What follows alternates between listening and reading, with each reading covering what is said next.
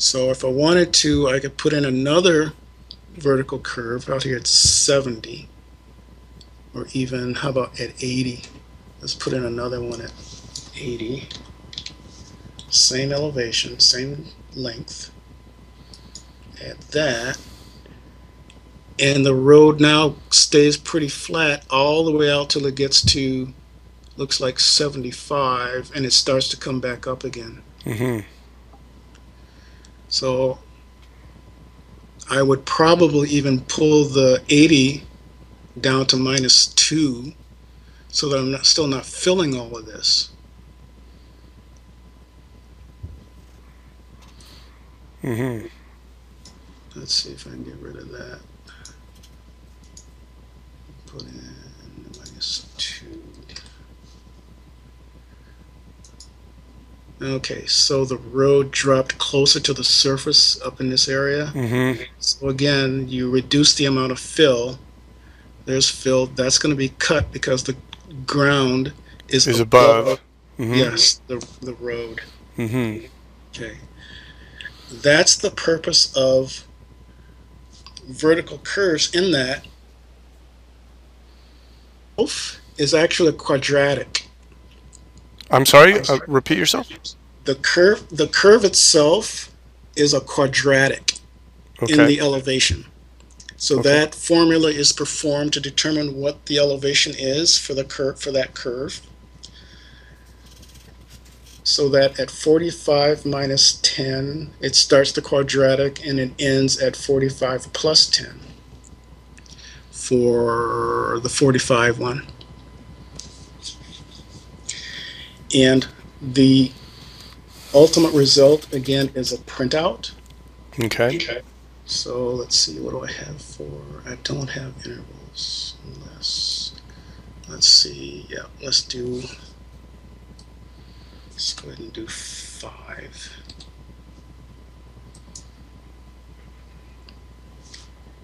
And put that on, let's put it there.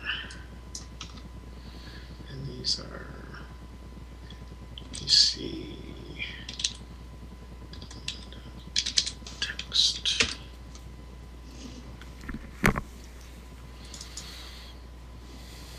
Okay, so the printout for vertical curves is basically the lower portion here, where it starts at the station, then it gives what the elevation is at that station, and whether or not the line is a tangent, a straight line, or if it's part of a curve.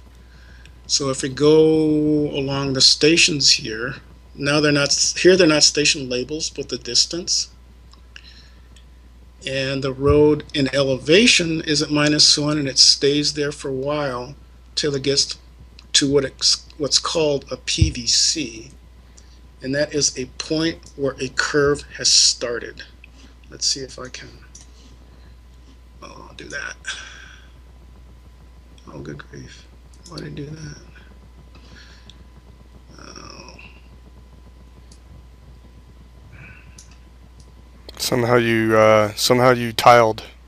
Yeah, I put it in the wrong place and it decided to tile. Come back here.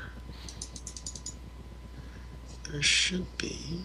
Oh, If you just double click on the top there, it'll maximize the TurboCAD window within TurboCAD. okay, but I'm missing some things here.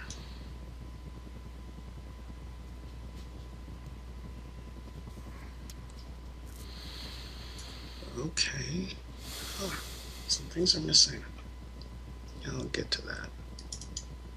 But the ultimate result is that when they go out and start to pave that road, they will know that from station 0 to station 35, the elevations are -1. Mm-hmm. And the G1 is the slope at that point. At the beginning of a curve, then it's saying that we're curving all along here. PVI is kind of the midpoint. We're still on the curve. And then at G2, the curve slope changes. It actually dips a little bit more. to the low point 2 that we put in. And that M again is the mid of the curve, and then at the end of that curve it slopes up again to go back to that. Quite dramatically, actually. Yeah, but it's Okay. percent. So yeah, Oh, well, yeah. I'm just thinking. I was watching Tour de France, and there were like 11% grades, uh, which was a very pretty steep steep. climb. Yeah, So I'm assuming it's the same. sure. And what we could also do is just change the elevation here to drop it, but eventually it's got to get back to the ground or Right. decide what's going on with the Understood. weather. Interesting. So this is the goal of vertical curves, to put in those tangent or to intermix quadratic curves with the straight line segments, and Understood. also to help minimize the cut fill when the road is actually constructed. Okay. Very good. Now, these points are supposed to be labeled, and I don't see them. I gotta look into that. Okay. All right. So I guess I'll stop the movie there. You're one thing's for sure. You're